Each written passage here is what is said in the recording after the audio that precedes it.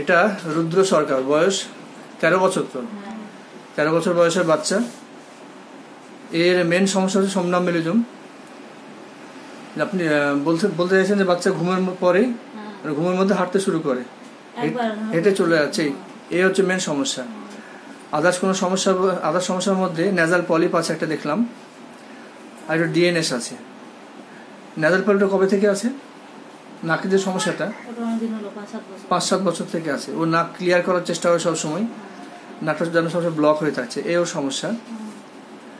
আর সেরকম সমস্যা কিছু নেই। তবে পাস্ট হিস্ট্রির মধ্যে রিকারেন্ট ডায়রিয়া হতো।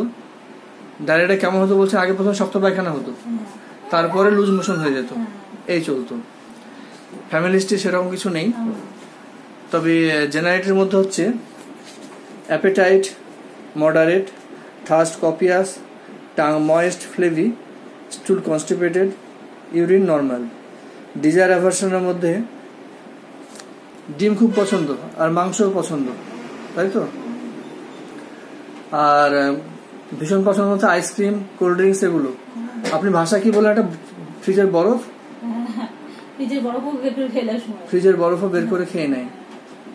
এতটা কোল্ড ড্রিঙ্কস এর প্রতি চাহিদা আছে, ঠান্ডা খাবারের প্রতি চাহিদা সবই খাবে।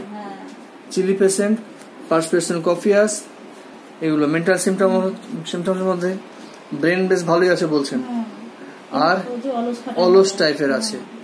আর ঘুমের একটা সিমটম বললেন যে ঘুমের মধ্যে রেস্টলেস, স্থির থাকে না, ছটপট করবে, আর ঘুমানোর কোনো ভঙ্গিমার ঠিক নেই, এটা সেটা করে ঘুমোবে। এইসব সিমটমস বেশ করে ওকে ফসফরাস 0/2 প্রেসক্রাইব করা হলো। আশা করছি ও যে সমস্যা, যে ঘুমের মধ্যে হাঁটা, সেটা চলে যাবে, তার সঙ্গে নেজাল যে অবস্ট্রাকশন আছে সেটাও ক্লিয়ার হয়ে যাবে।